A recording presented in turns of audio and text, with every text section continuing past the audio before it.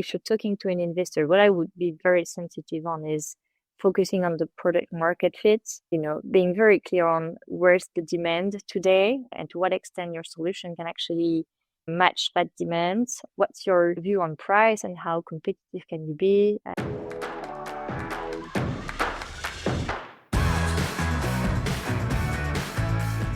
My name is Patrick Hypscher, and this is Circularity FM, the podcast about understanding, building, and managing circular business models.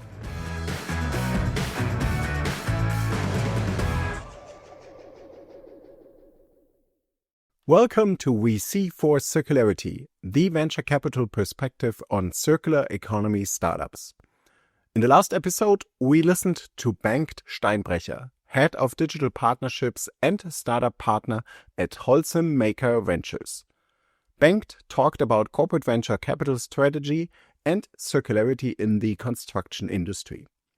Today's episode will be about how funds can integrate impact into their investment strategy and why strong product market fit and alignment with existing value chains are essential for circular startups.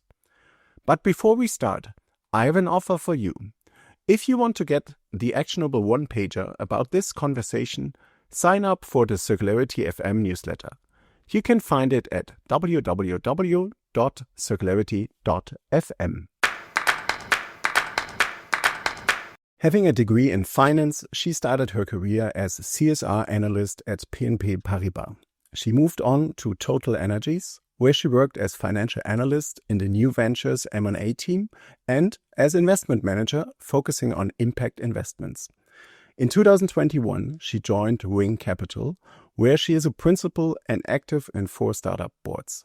Welcome, Charlotte. Welcome, Patrick. Thank you for having me today. Charlotte, what's a sustainable product or service you use in your private life? Oh, that's a very good question. So I use a lot secondhand platform, and I actually made a personal commitment to not buy any new clothes. So I actually have largely enough clothes, I think, already. So I actually I'm not sure I need secondhand, but still, for the few things you still need to get, I'm focusing on secondhand. That's the main commitment I think I would think of. Okay, yeah, wonderful. So let's stick to the topic of saving resources, which is one of the main topics also of Ring Capital. Can you tell us a bit more about Ring Capital? Sure, happy to go through what we do at Ring Capital. So we're a team of 25 people. We are working for an investment fund which is based in Paris but investing across Europe. We have today close to 450 million under management. And our investment thesis is really to focus on investment in vital solutions that are tackling major social or environmental challenges. And we aim, and this is really strong in our DNA, I think we aim at really helping entrepreneurs grow, but fostering both the impact and the business performance. So that's really important for us. We're really looking for companies that will have put impact at the core. But that's what we do in terms of focus and sectors. It's quite agnostic because, as I was just saying, can go from social to environmental challenges. So can actually be quite diverse. And in terms of stages, we have 3 different vehicles are investing today. We have one pre-seed and seed stage fund. Tickets would be around 300K for very early stage companies. We'll have also an early stage and venture fund, which is the one I'm working for, which is around 2 million euro in companies that are generating more than 1 million euro in revenues and are accelerating. And then we have a growth stage fund, which is invested ticket between 5 to 15 million in companies that are more mature and generating basically something above 10 million euro revenues. This is for the funds that are being deployed. We're also raising on a couple of other investment strategies. Yeah, fantastic. That's quite a big range also when it comes to the stages. Can you tell us a bit more where's your money coming from, and maybe also does it somehow influence your activities? Very good question. So our main investors will be of different category. The first one is very purely institutional investors. So we have people such as the EIF, the European Investment Fund. We also have BPI, the French Public Investment Fund. We also have more financial investors, such as TKO Capital, which is a large French asset manager, one of our anchor investors as well. We have people such as Mirova, BNP Paribas as well. In addition to that, we'll have a couple of corporates that would also be interested in investing in our funds. We have family offices, which are of great support also to the VC industry. And then the last category would be entrepreneurs. So former founders who reallocated part of their proceeds that they put in funds such as Ring. And they're also playing a key role, not only in of course, investing money in the fund, but also helping us deploying the fund. So they are a great source of new investments, pretty much and very often still much connected to the market and to what's happening. So they're sending us deal flow, they're helping us in the review. And they're also sometimes either co-investing or really supporting the entrepreneurs if there's any interesting connection that we can make between what they've been doing in the past and what the entrepreneurs we're supporting and are looking for. Mm-hmm. And the vehicles you mentioned, are they limited in terms of time, or are some of them also evergreen? Just mentioning that because especially in circular economy, sometimes things take longer because, it's hardware-based scale. Yeah, that's a super interesting question. Today, our funds are all limited. It's quite market practice. So it's 10 years plus 2 additional years, optional years that you will have. This is quite standard. This is still what is mainly and very often asked by our own investors. So it's a discussion that we're continuously having. I'm sure we're not the only one having it, but it takes a bit of time to change that. And for sure, for some sectors, it makes it a bit difficult. Circular economy is one of them, but you can also think of agriculture, for instance. You can think of health tech, and those things take time. So it's probably not only about the time you have to invest and then exit your portfolio. It's also about having an ecosystem that can really help take things on, and if you're coming to the end of your vehicle, then you'll make sure that you have funds that will be able to take over.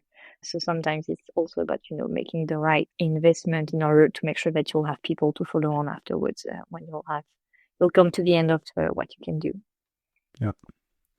So let's talk a bit more about impact, as this is at the core, or seems to be at the core of Ring Capital. So what role does impact play for Ring Capital? Impact will play a key role. We really put it on an equal foot as what you would do on the financial analysis and the business analysis. So it's a key part of our investment thesis. It's a key part of our due diligence, and a key part of the support that you will bring to the startup. So the idea is really not to make any compromise, neither on impact nor on business performance. And what I was saying as an introduction is we'll look for entrepreneurs that have put impact at the core of their business model. What we want to reach and what we want to make sure of is we'll find people that have a perfect alignment between the way they generate revenue and the way they generate impact. And this is important because you, as an impact fund, want to make sure that investing, when you invest in a company, so you want to make sure that in case any arbitrage is to be made, the impact would be so important and so core in the value proposition that this won't be a question, and then that will remain over the years. So that's something that is quite important. We also think that it's a good investment strategy because it makes companies more resilient to what can happen in terms of regulation that can be more pushy on certain topics, on the way you can recruit people, because then you'll be more attractive on the market for people that are looking to work in companies that have some form of an impact. So there's many things and many aspects for which we think that it's also a healthy and very interesting investment thesis, having this focus on impact and on business and financial performance, of course. And what is your understanding of impact? Yeah, we try to have to follow the lines of what people are doing in that space, because you probably can have as many definitions of impact as funds you'll find that are doing impact investing. So there's a whole work which is being done, which is very interesting also by many organizations, on how do you standardize the definition, the methodology. And I think the end game of that is you want to make sure that this is not becoming a burden for the entrepreneurs in terms of reporting and things that they'll have to justify and explain. So we need to work on that and just few words on that because, there's many organizations that are already working on that. But with other funds, we started an initiative called United for Impact. So if any of the funds are listening to this conversation, I think you might want to check what we're doing. So we initiated that organization and group of funds. Now it's close to 55 funds on the European scene that have joined the initiative, and we're discussing about impact to try and have a common ground on how do you set the impact KPIs, how do you monitor the performance, how you do report on the performance, and the idea is really to work collectively on that. It's a quite open and interesting discussion, so we welcome everybody to join that, and quite flexible and agile also, because I think in less than 2 years we already have 55 firms that have joined. So anyway, coming back to our own definition of impact, which is I'm sure many other impact firms will recognize. The first criteria we'll focus on is the intentionality. So we want to understand, and this will be going along the discussion you'll have with the founding team, but you want to understand why have they created the company in the very first place, where did the idea come from, what is their inner motivation, and really here the objective is to understand how impact driven the founding team will be. And as much as you will invest in a team to drive a business, you also want to invest in a team that will drive the impact, because that they will keep this in mind as a strong guideline and vision. But we're also to make sure that over the years, this impact will stay very important. The second one is the additionality. This one is honestly a bit harder to calibrate and really estimate, because the question here is, to what extent is the solution you're looking at today is helping solve an issue and a problem that wasn't solved before? So it's about innovation for sure, but it's also about how do you change the status quo and how do you really unlock something that wasn't unlocked. And I'm sure it makes a lot of sense, and it should resonate a lot in the circular economy ecosystem, because there's many things that still needs to be unlocked on the value chain. So there's probably a lot of companies that will fit within this definition. And the last one is about measurability. And the question is, are we able to define impact KPIs on which we will not only be able to be clear on the methodology and the way we will measure the performance, but we will also be able to fix targets for those impact KPIs. And those targets will be very important for us as an investment team, because 50% of our carried interest will depend on the impact performance, meaning depending on the impact, both impact KPIs and the targets we will have fixed. I think we'll probably go back to that later on, how do we build that with the company, but this is something that is also validated by our own investor and our own LPs, so that we make sure that there's someone else which is looking at it and say, okay, the targets are fine, and then we'll have auditors that will on a yearly basis check how do we performance on those impact KPIs compared to the targets we have set. And that will be very key for the calculation of the carried interest at the end of our investment period. That's pretty comprehensive, and I'm sure that the intentionality of Ring Capital is pretty clear here. And what kind of implications does this have for the due diligence? So can you just give like a rough number in terms of weeks, how long it takes you to assess, especially the second two criteria? Yeah, it can vary a lot, I would say, because some companies can arrive and, they have maybe a raised fund with impact funds in the past, or, their seed fund was done with an impact fund. So they would have done a lot about the structure of the impact, the governance, the KPI they would have set. So in that situation, of course, it would be a bit faster.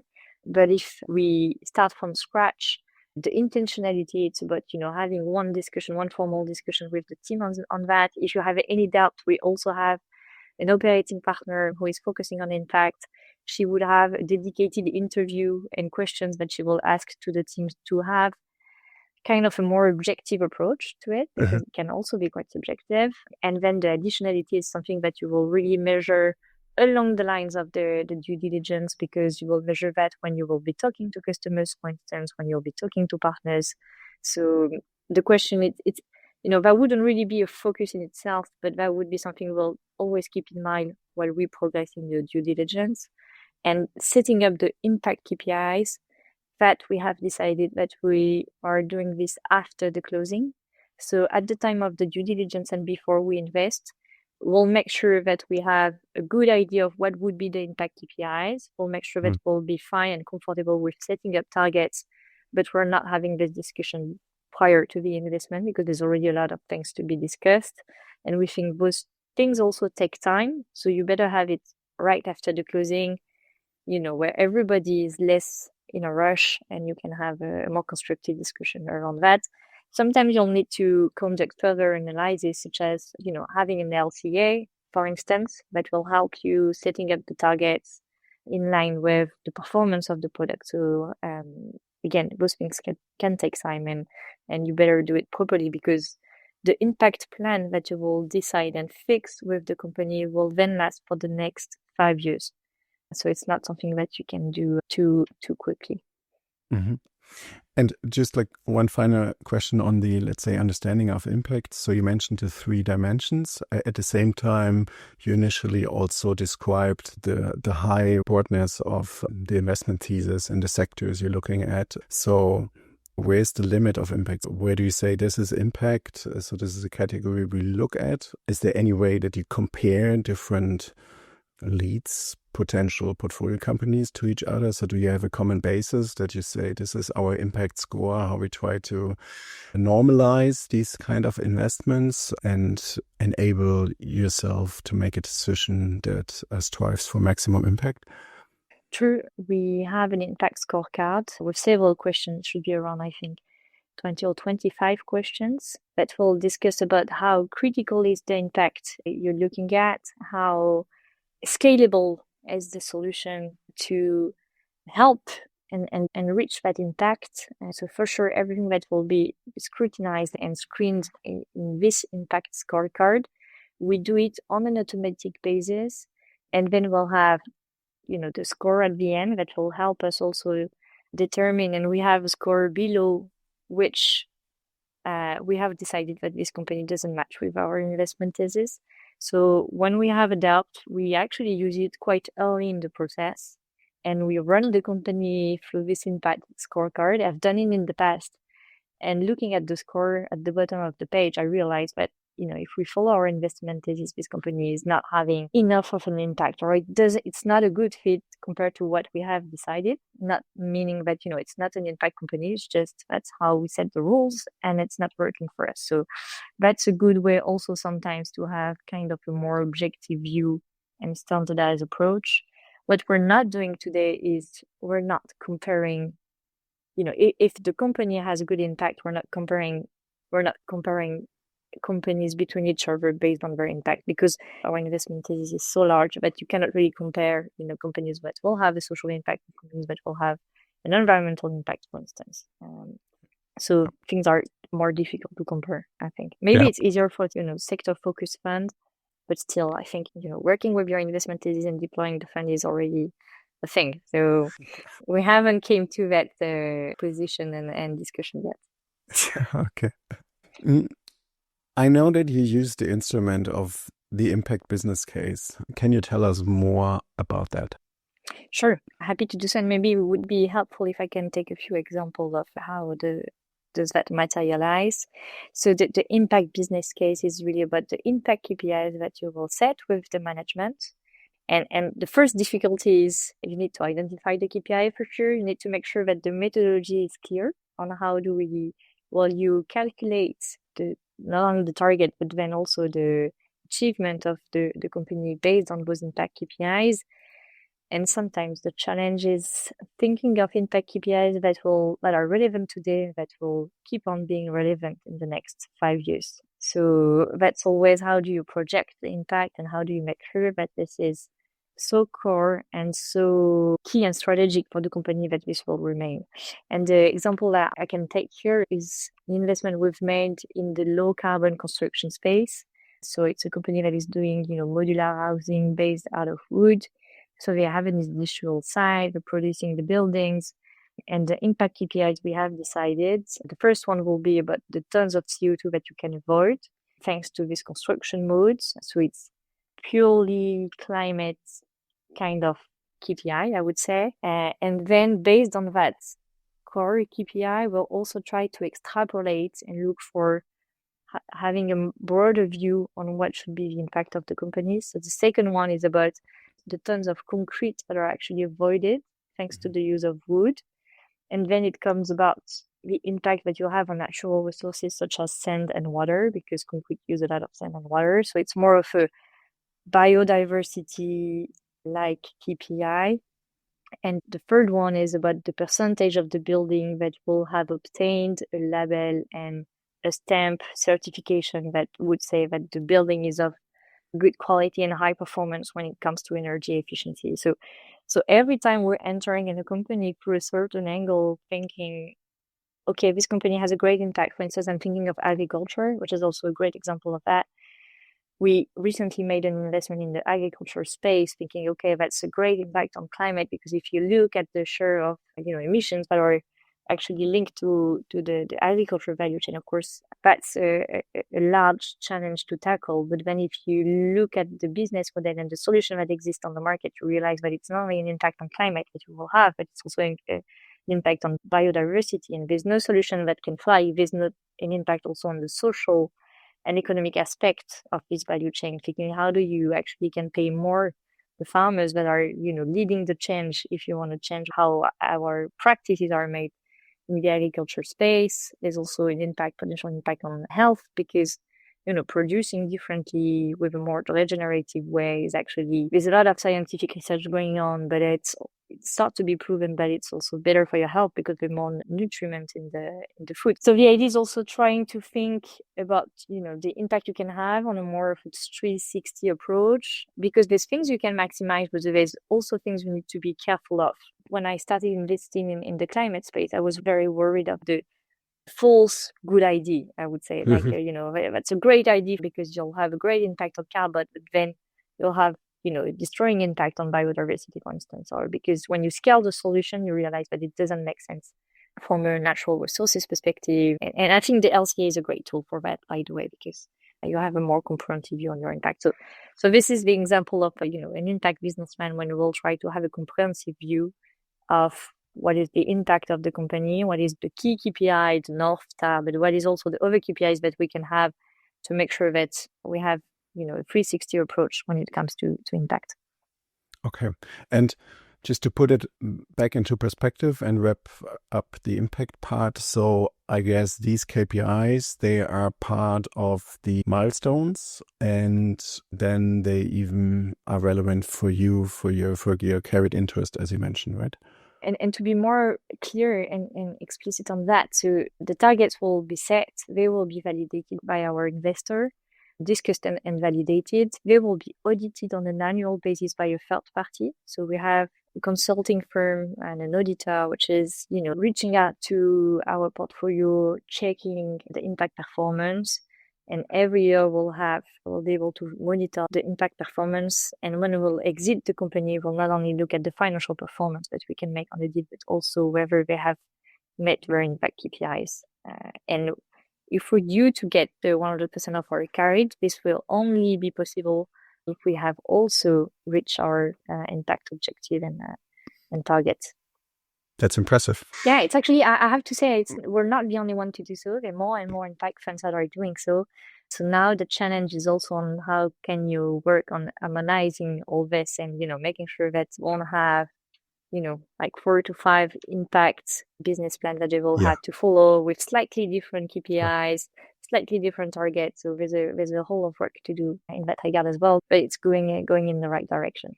Yeah. Let's change a bit the direction. You already mentioned a few examples, and we want to look at 2 sectors and dive a bit deeper. The first one is about materials and advanced materials that are pretty crucial to achieve a higher impact. So when you look at materials, what kind of subsectors or groups do you see there? Yeah, so I think materials is definitely a subsector where we've received a lot of investment opportunities since we launched our venture fund, so 4 years ago now. There's a different industry that can actually, benefit from this innovation and new technologies that are coming to the market. The 6 sectors where we see the more solutions are probably in the packaging industry. That's something that we see a lot.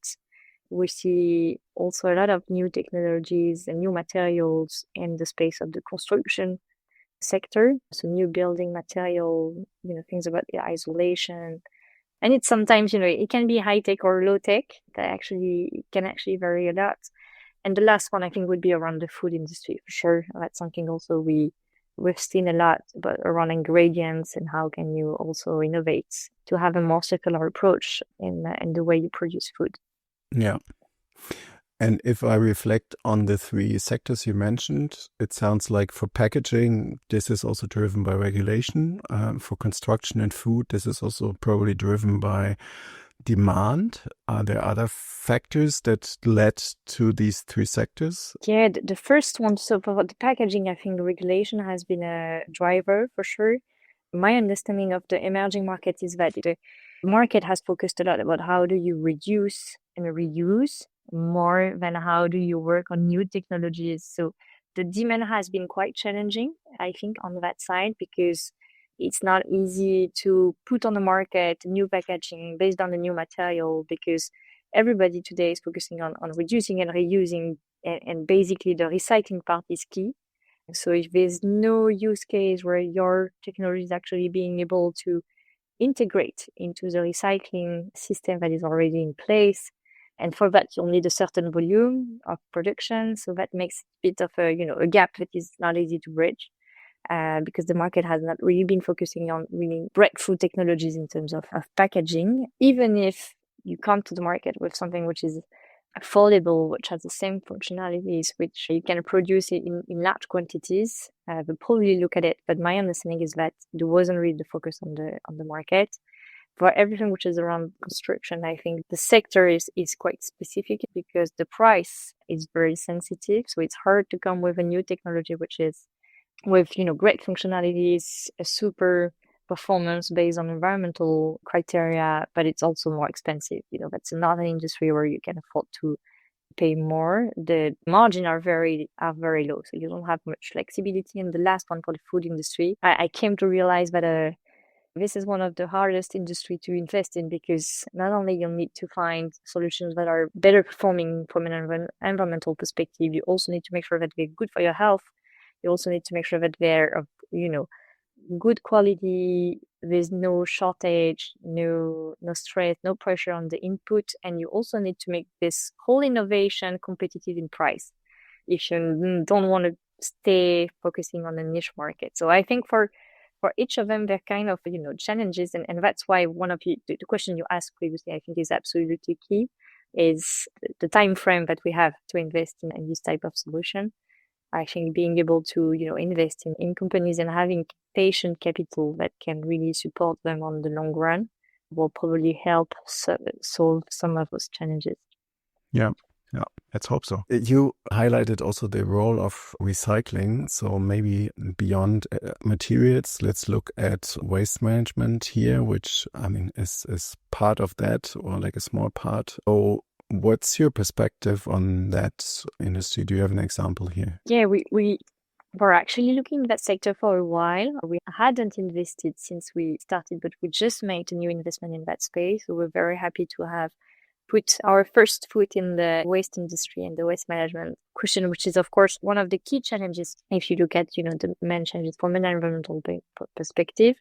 And the focus of the company, which I think is interesting, is, if you look at the challenges that you're having in the recycling industry, and if you talk to people from collection centers or incineration center, the question of the quality of the inflows that you will get from the very first part of the chain, which is the collection part, is something which is of key value for them. So the company we invested in is called Lixo. They're installing sensors at the back of collection trucks, and they can really collect all the information and the images to identify sorting error and also identify any dangerous items. So that's something that will be of high value for the operators to really optimize then the logistic around the collection, and making sure that they can have cleaner inflows when you enter into the collection centers. That will really help you then better sort, but also better recycle, because you'll have just cleaner input. And And in addition to that, the interesting thing about the deal is the technology is so precise on where was the waste collected that you can actually have much more dedicated awareness campaign and very more precise on knowing this street, this building is actually performing not very well from a sorting perspective. So then you can have dedicated action from municipalities and things like that. So it helps being more efficient in the way you can really bring more awareness in how are you supposed to sort your waste and help then the recycling ecosystem. And I think it comes to a question which is something we very often look at when we look at circular economy is how do you integrate into the value chain. So it's great to have something which is very innovative, great technology. Some of them are coming from the best universities or research centers. They've been being developed for several years. They come with great IP setup and things like that. But if it cannot really integrate into the existing value chain and you need the whole ecosystem to change, then it's very hard to scale.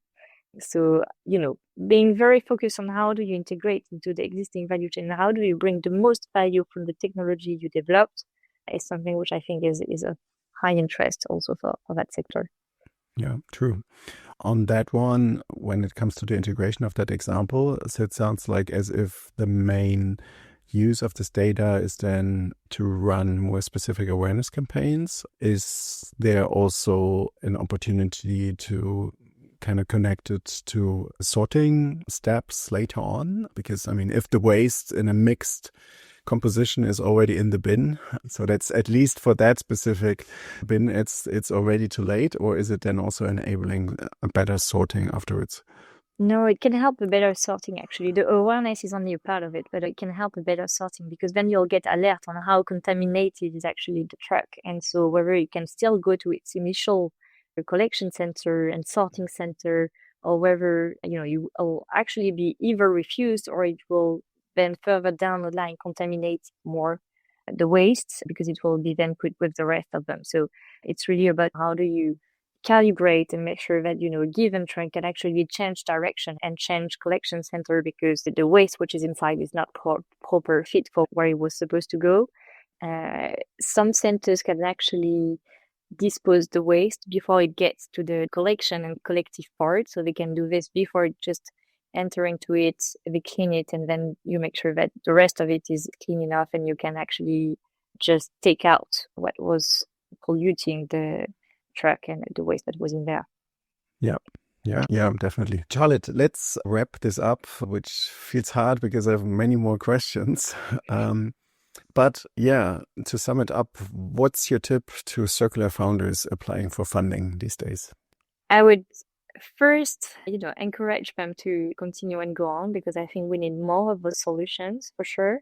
And, the more we have, the best investment we'll make, and then you create the whole ecosystem and the success condition to it. So first, I will certainly encourage that. But the second one is, if you're talking to an investor, what I would be very sensitive on is focusing on the product market fit, being very clear on where's the demand today and to what extent your solution can actually match that demand. What's your view on price and how competitive can you be? And if it's a question of volume, of course, we can understand that, but what is the trajectory and what is the journey you're on? Because it comes back to the first point on the demand, right? It's, how could you make sure you're not only talking to a niche market, but you can really unlock a mass market and push, and price will be key for that. How do you integrate on the value chain? We'll have just discussed that. And how do you also work with your ecosystem? I think that's definitely a sector where you need to make sure that you'll have the right partners, you'll have the right setup to create the conditions of your success. Mm-hmm. My second question is about the future. What trends do you see in circular business in the next 3 years? The first thing I hope will materialize quickly is realizing that circular economy is also about resilience, because if you have better circular economy, then you enhance everything which is around reducing the consumption of material, reusing them, so you're becoming less dependent on supply chain. We know how exposed our supply chains are, and how splitted over the world they are.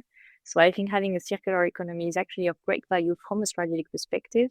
So I hope that, industrial incumbents will also take back into account to a larger extent and really accelerate on that topic. And by accelerating, those players could actually create and generate the demand we're discussing about, because they definitely have the volume. So I think they can really be of a great help if they integrate that as something which is strategic and not something they have to do on the side, either for regulation perspective or for marketing perspective. I think it has to be, key and strategic for them. And then the other trends I would see is, of course, I think AI will play a key role in that sector. I hope it will. When it comes to, if you look at the waste industry, having more and more information on how can you improve the sorting processes? How can you improve the recycling processes? How do you improve everything around the maintenance as well to enhance the lifetime of the product? How do you work on eco-design? We have a lot of database for material functionality. So I'm sure, I'm not a specialist in AI, but I'm sure that, there's definitely a role for AI to play in that, and that can also unlock the market. Yeah, true.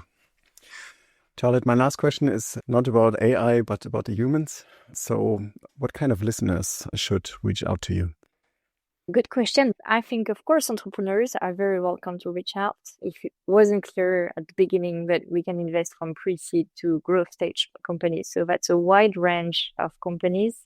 So there's many chances, I hope, that we'll have entrepreneurs that will listen to that conversation and can reach out to us. We'll be very happy to have a discussion if we're not raising funds yet, but otherwise review, if they are in the process of fundraising.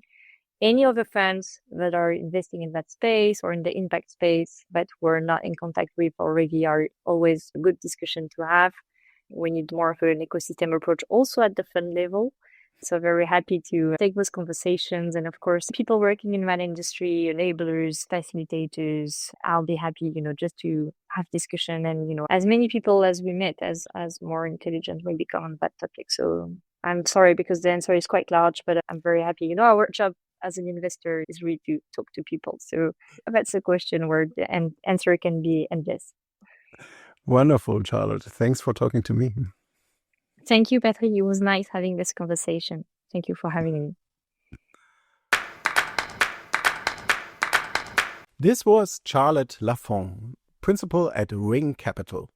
This episode is part of our series We See for Circularity. If you want to get the actionable one-pager about this conversation, sign up for the Circularity FM newsletter. You can find it at www.circularity.fm. Let's drive a profitable circular economy. And please don't forget, the most abundant renewable resource is your imagination.